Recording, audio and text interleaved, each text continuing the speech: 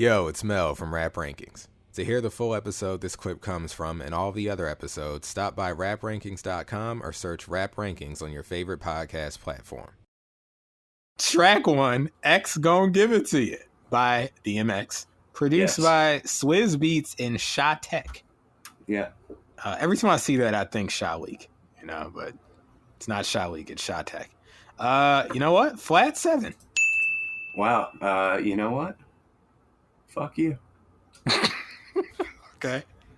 That's fair, I guess. Flat 8. Oh. Okay. That's it. You're the song liker. No one ever has mistaken you for the song lover. You're the song lover, the song super liker. No. Not this guy. The song liker. The song liker. You know why I'm just the liker on this record in particular? It's because I was wondering at this, like, when, I saw it on the track list, familiar with the song, pretty popular song. I'm like, this is one of those things where I'm going to have to decide, is it a 7 or an 8? Like, do I like this a lot or do I just know it and like it? And it's one of those things where I know it and like it. It's no 7-, flat 7. It doesn't get you hyped up? Not really. Not really. See, folks, you know what? This new generation, these kids, shit's different. All right? If it was Spillage Village... Okay, I don't listen to them. You get this. I don't like that name. It's a 10. It's a 10. Oh, it's a 10. Oh, ew, it's a 10. Ew, don't do that. Don't moan in my ear. This guy's out of control. Where's my 8? Where's my ding? Oh, did I play any dings? No. Oh, okay. Ding. There we go. Let's get it on. Ding, ding, All right. Listen, this is where it starts. The beat is okay. It's decent. I like it, but it's not, like, amazing to me. Like, everything about this record is good. It's good. I love this beat. Yeah. It gets me hyped up. Tempo Man in the building.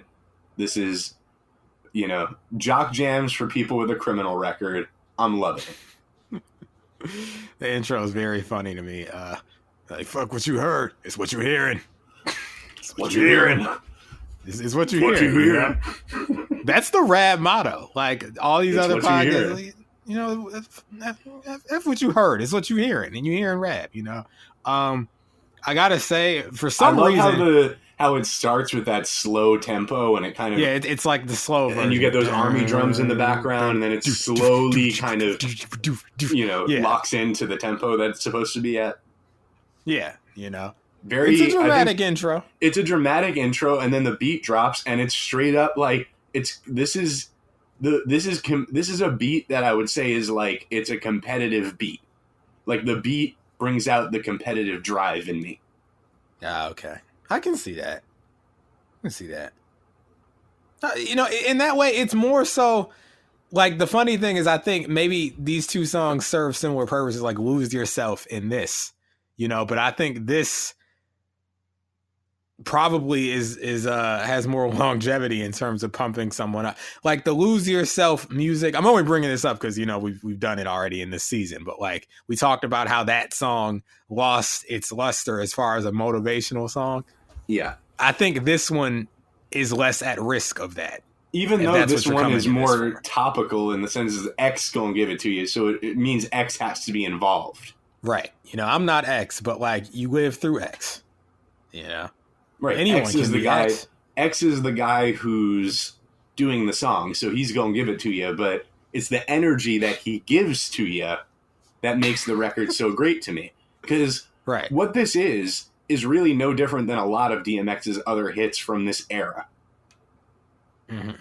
It doesn't stand out really amongst those. It's not like when you hear like a Party Up or what was that one from Grand Champ that I was referencing earlier? Where the Hood At? Where the hood at? But they all have the like anthemic sort of, you got like that Swizz Beatz sort of feel to them, Uh-huh. They all have those, synthetic sounds in them, and they're all very triumphant sounding. I mean, that's, to me, the utility. It sounds like my brother's in there listening to DMX right now. He's screaming. I don't know what's going on. For his generation, they call someone else X. Oh, yeah, I know, right? And I always hated that. What? I'm like, that's yeah, X. I hated it. There's only one X. You don't get to, unless the original person wants to pass the mantle down. Right. Then you don't know. You don't do that. Same thing with Carmelo Anthony. He's mellow. I'm sorry. I like LaMelo Ball, but he can't be mellow. We already got mellow. It's Carmelo Anthony. We already got X. It's DMX. I know people were mad at Big Sean because he was calling himself B.I.G., Yeah, well, that was a fucking clown move, and there's no defending it. Not to be like, a Big Sean apologist, but I feel like, yeah, he probably should have thought twice about doing it, but I feel like, Big is kind of a You're not even big though. Like Fat Joe. That picture I put in the latest snippet. He's kind of built these days. Big Sean. Big Pun was big. Notorious B.I.G. was notoriously B.I.G. All right. Big Sean is small. Big Sean is a little. He's like. I mean, I know people have always joked like, "Oh, he's medium Sean." Like, he's not even really medium Sean. He's always been a little on the skinny side, but these days he's like built up, bro. Like maybe he's medium now. He's not Big Sean. He'll never be Big Sean. He's not fat. Oh wow! I just typed in Big Sean muscles, and it says Big Sean accused of pumping steroids to build muscles. Wow! See? Wow! You know what they say. Oh, look at this. It's my boy. Look at Drake. He's pumping the iron here. We know he probably has body issues, but that's why I'm always happy to see him. He bought a body, and he's taking care of it. Nah, he didn't buy it. Look at this picture. I put it in the chat. You can't buy that. I'm not looking at that. I'm not looking at that. He's a hater. He's a hater. Or maybe you're just channeling that DMX. I don't want to look at another minute. Drake. Oh, he doesn't like Drake, right? No, he does. He does again now. Oh, okay. He's okay with him now, but there was a period where he didn't like him. He was saying he was soft and shit. But I think he's back on board with him. Hey, maybe not now that Swizz Beatz is beefing with Drake. I knew there was something up with that guy. Rat politics, What was it? Oh yeah, the line in here in the song that just for some reason is always like stuck in my brain. It's not even like quotable or particularly. Maybe it's in the cadence. Okay. I don't know, but just knock, knock, open up the door. It's real. That's been in my head for years. Pop, pop, stainless steel. Like, I don't know why open up the door. It's real. It's been in my head forever, but it has. But yeah, I like it. It's great. DMX is a great rapper in terms of delivery for sure. I mean, he's like Pac, it's emphatic in the sense of like you're not going to very much like Pac.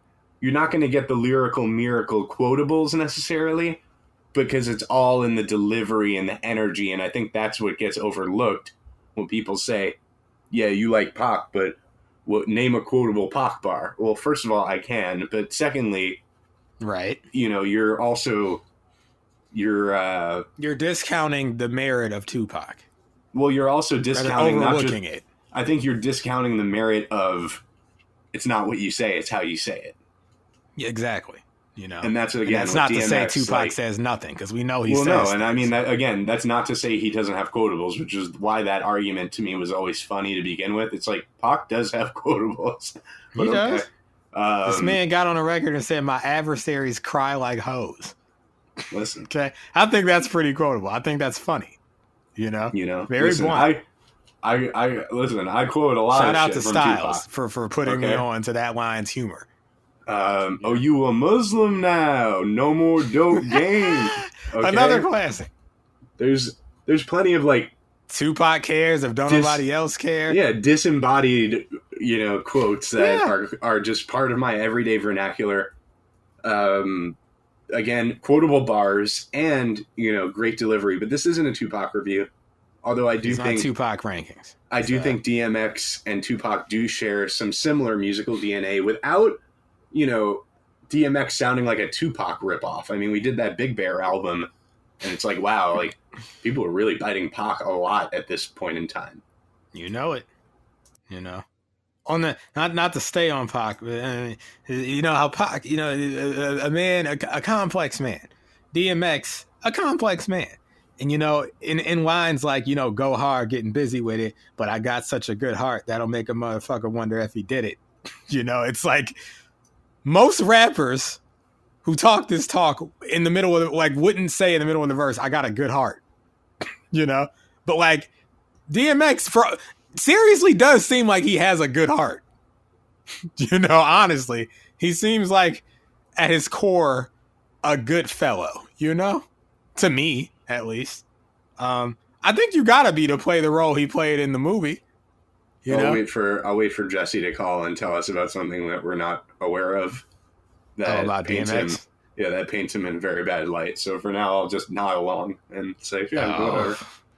Well, listen, it's really you know, it's like I said, it's a good song.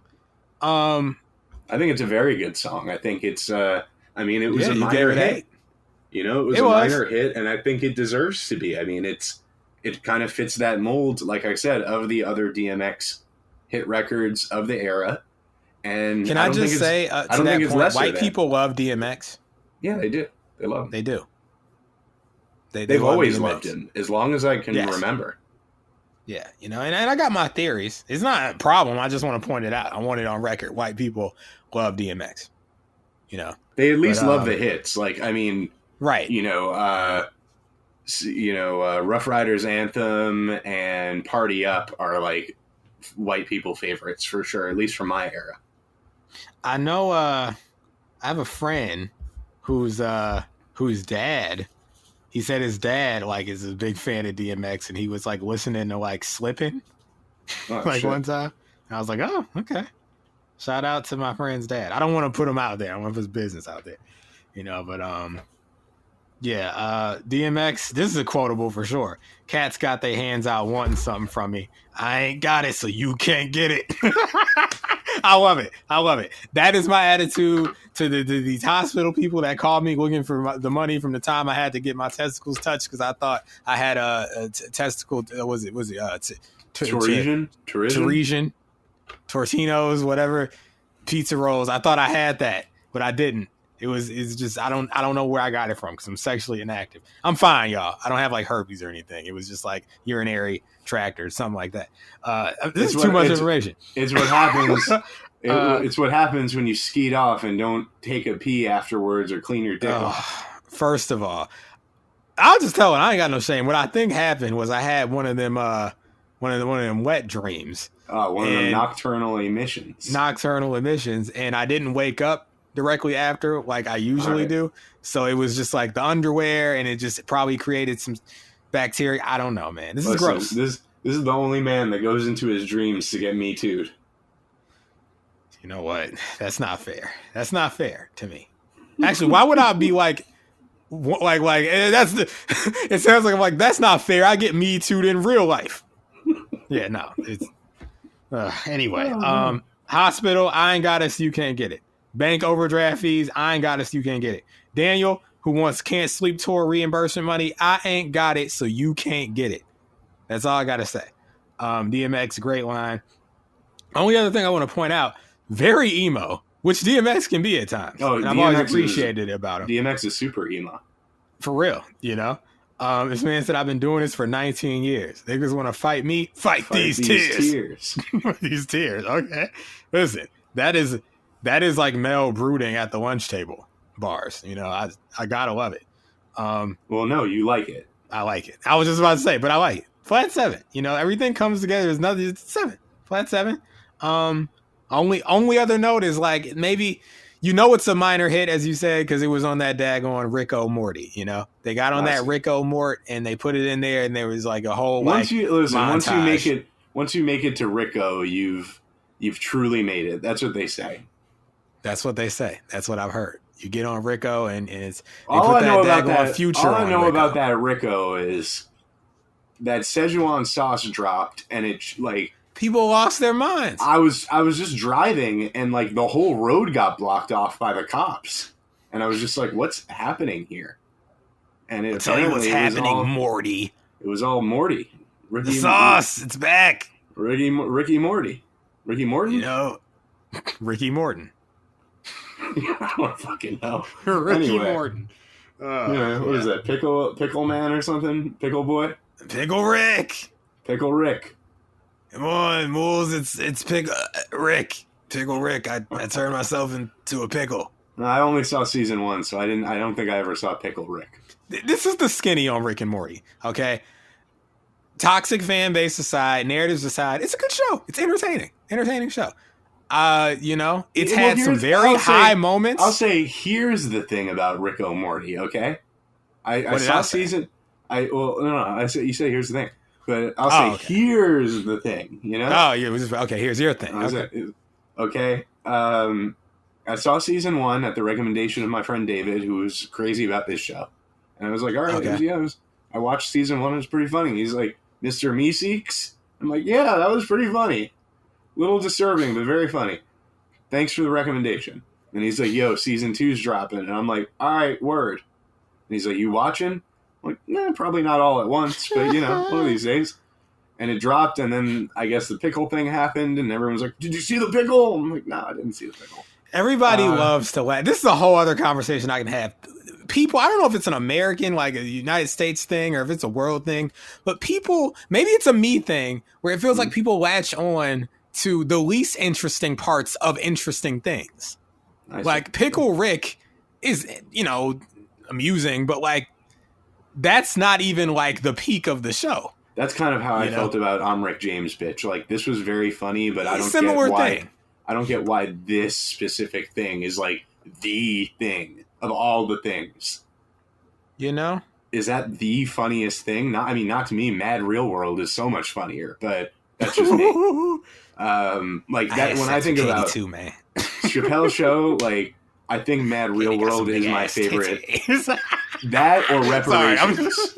Like Reparations is hilarious, and the Mad Real World. Those are probably my 1A, 1B. But like Rick James was just like a fucking phenomenon. I can't explain it, but I feel you. But here's my thing about Rick and Morty. Okay. I'm not opposed to eventually watching season 2, and I guess whatever comes after that. I mean, I can tell you, I've seen every episode. It's a good show. Like, I'm not opposed you'll be entertained, to it, but I don't want to watch a cartoon show. Like, I feel that. I can't explain it. It's like I don't care about anything that's happening. It's all fake to me. It's literally fake. It's drawings, a bunch of drawings. Now, keep in mind, this is coming from a guy who loves wrestling. I also love wrestling. Yeah, but those are real people. But we need certain types of fake. They're real people too, So there's an air of real drama added to the fact that it is interesting because I'm also interested in the backstage element of wrestling. So I like it's like this guy like he like his wife like or his girlfriend is like an anti-masker and she's been doing these mask PSAs, but like has secretly been going out and like partying. Like I'm interested in the backstage drama of wrestling as much as I'm interested in what's going on screen, because a lot of times those things do intersect, especially nowadays.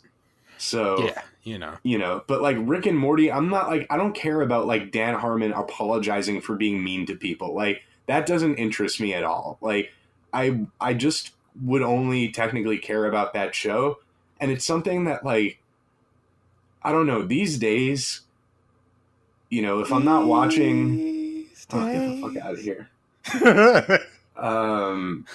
These days I feel like if I'm not watching, I don't even like TV shows in general, I should say. Like I only really like comedy shows. Like I like Nathan For You, Curb Your Enthusiasm, Eastbound and Down. I like Dave. I like Atlanta. I like fucking Arrested Development, Seinfeld. Like because they're easy classics. Easy 30-minute boom, boom, boom. Like the jokes are great, all that. I like classic shit like the Looney Tunes, the Twilight Zone. I watch some classic cartoon shows, like Beavis and Butthead, King of the Hill, Daria, basically any Mike Judge shit. I still love Ren and Stimpy because I grew up on it, you know? Like, I'll fuck with some cartoons. Don't get me wrong. I just watched that Pixar movie. I thought it was pretty good. But like, Soul. Yeah, so like, shout out to Styles for spoiling it. So I mean, I ain't gonna watch it no more. All right. Well, anyway, I don't have a problem with cartoons. Just like the idea of tuning into a weekly episodic TV show that's cartoon at my age feels a little weird to me. Like, I just can't. Like, I'll watch an episode of Rick and Morty from season 2, but like when you tell me like, nah, you got to watch the whole season, I'm like, in a row? Like, when? Like, spread out over a year? Like, how are we doing this? Because I don't want to sit down and binge cartoons. Like, there's just something so weird about that to me now. And I just, wow. I like watching movies. I don't like shows. I like movies. They get the whole thing in like an hour and a half, 2 hours. Like, yo, you got to binge this show. It doesn't get good till episode 5, and they're an hour each. But if you can make it through 4.5 hours of programming, you'll get to the part that's good, and then it'll start being good. Like, are you kidding me? Are you fucking kidding me? You know what? Rab doesn't do that.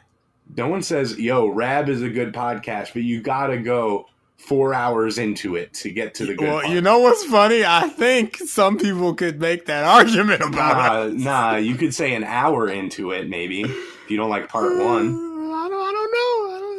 I gotta be honest. You know, sometimes, you know, you never know when we're gonna catch a stride. You know, it's just, it's a holistic experience, this Rap. This is what they want. They want comedy style. They want off the cuff bullshit. If they're just here for a review of Cradle to the Grave, then we can do that. We've proven that we can do that. Then I think tonight is a little different. It's just a little different. This is what I gotta say. We're doing the review. We already reviewed the first song. However long we decide to wait to review the next song is not anything to do with how much we're reviewing the album.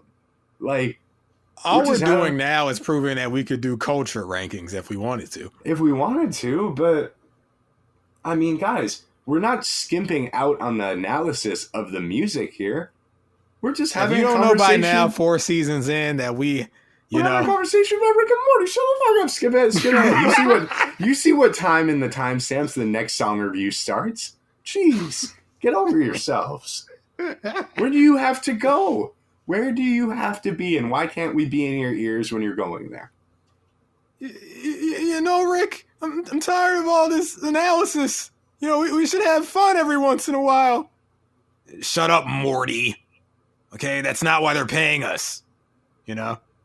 Whose side are you on? Rick or Morty? Who knows? I don't know. I don't like either of them. And that's another thing. I don't like the animation style. I don't like the cartoon characters. Like the drunk old guy and then the young little guy. I'm like, where's my guy? Like, where's the guy I get to relate to and enjoy? It's probably not going to be Jerry. He's kind of he's as far as alcoholic, he's like the super as far as the alcoholics in cartoons go, I much prefer Homer Simpson to this. Which one is the guy too? I feel like Morty should be the guy because he's older. It's like Morty's like an older guy's name. Rick sounds like a younger guy's name. Why is the older guy Rick and the kid is Morty? It doesn't even make any sense. I hate the animation style, by the way. Absolutely hate it. You know, whenever we do cartoon rankings, I got something to say about the modern.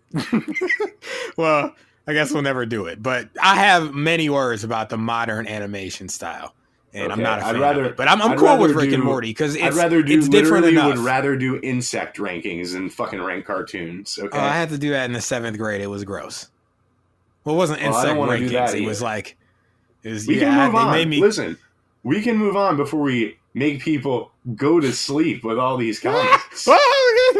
Transition. Oh, wait. I almost forgot. We was talking about Rico and everything else. I got some archival audio. Oh, from Rico? No, from DMX. Talking about this first track. Here it is. X gon' give it to you. Wait for you to get it on your own. X gon' deliver to you. I was filming Cradle to the Grave in L.A. You know, I was coming up with songs and I was going to the studio after I would finish filming. So Joe Silver got a studio bus, which he put on the movie lot. You know, after filming, we'd go ride the bus. And, you know, bang joints out. And I let him hear a couple songs. Like, oh, I need it for the movie. I had to stop letting him hear songs because, it was right, wrong. He's like, I want it for the movie. And then that's going to give it to you. That song was supposed to be on my 5th album. But he was like, I need it for the movie. I'm like, all right, fuck it. He's like, I'm going to shoot the video and all that. And it's like, all right. I said, well, as long as I can do the soundtrack, you can have the song for the movie. I got the soundtrack, so we get the song for the movie. It's all good. But I did want it for my album. I got a huge weight on my shoulders. You know what I'm saying? I'm responsible for my music, you know what I'm saying? And each album has to do many things. Many things. I take that into consideration as I'm recording them, as I'm doing them, you know what I'm saying? I don't take that responsibility lightly. Stop! Yeah, it's pretty much the audio. I cut it off.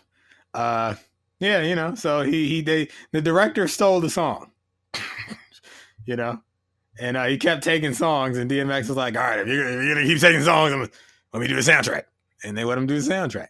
So that's how we got Cradle too, y'all. So with all that said, I guess now we can move on before the audience goes to sleep. Yo, it's Mel from Rap Rankings. To hear the full episode this clip comes from and all the other episodes, stop by raprankings.com or search Rap Rankings on your favorite podcast platform.